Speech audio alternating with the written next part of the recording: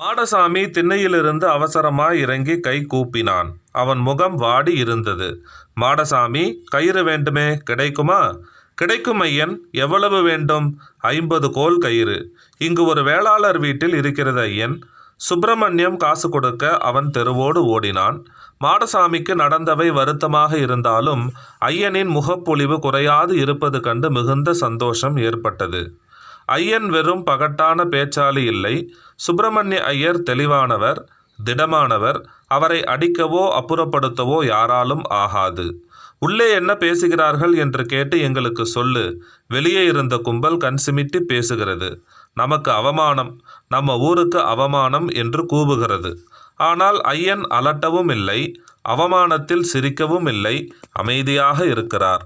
மற்ற எவரிடமும் இல்லாத சிறப்பு இதுதான். வேறு யாராக இருந்தாலும் இந்த நிலைக்கு துவண்டு போயிருப்பார்கள். பெரிய ஐயன் புலம்புகிறார். அவருக்கு போதவும் இல்லை. பெண்டுகள் 2 பேரும் பயமில்லாமல் நிற்கிறார்கள். பெண்களே தெளிவாக இருக்கும்போது பெரிய ஐயன் எதற்கு புலம்புகிறார் என்று தெரியவில்லை. ஐயன் ஊஞ்சல் பலகையை கழற்றி கொல்லைப்புறம் கொண்டு வரச் சொன்னார். மாடசாமியும் மைத்துனரும் வீட்டுக்குள்ளிருந்து ஊஞ்சல் பலகையை கொண்டு வந்து போட ஐயன் மாடசாமியை உரிக்கட்ட சொன்னார். நீளவாட்டில் 40 40 80 கயிறு, அகலவாட்டில் 10 10 20 கயிறுகள் கட்டச் சொன்னார். எல்லாவற்றையும் கொண்டு உயரத்திற்கு கொண்டு வந்து முடிச்சாக்கி 1 முழம் உயரத்தில் முறுக்கி அங்கும் ஒரு முடிச்சிட்டு கோயில் வாசலுக்கு கொண்டு போகச் சொன்னார். அங்கே உரியை வைத்துவிட்டு வீட்டுக்கு வர உணவு முடித்துவிட்டு திண்ணையில் உட்கார்ந்திருந்தார். மாடசாமிக்கு உணவு போடச் சொன்னார். உணவு முடித்த பிறகு உரி கட்டிய வேலைக்கு வெற்றிலையும் பாக்கும் பொற்காசும் கொடுத்தார். வீட்டில் உள்ள யாருக்கும் என்னவென்று கேட்க தைரியமில்லை. மாடசாமி கேட்டான், ஐயன், எதற்கு இந்த உரி? என்ன செய்ய போகிறீர்கள்? அரிகண்டம் பாட உத்தரவு உள்ளே வந்திருக்கிறது. ஏன் இந்த முடிவு ஐயன்? இன்று பௌர்ணமி என்று நான் சொல்லவில்லை. என்னுள் இருக்கும் தெய்வம் சொல்லிற்று.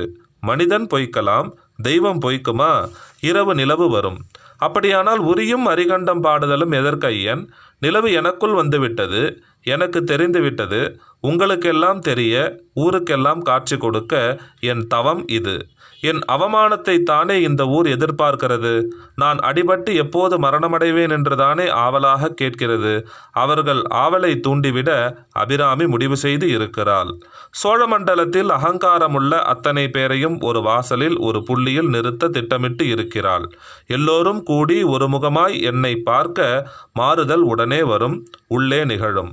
எனக்கு புரியவில்லை ஐயனே. உனக்கு புரிய வைக்கவும் இது நடக்கிறது மாடசாமி.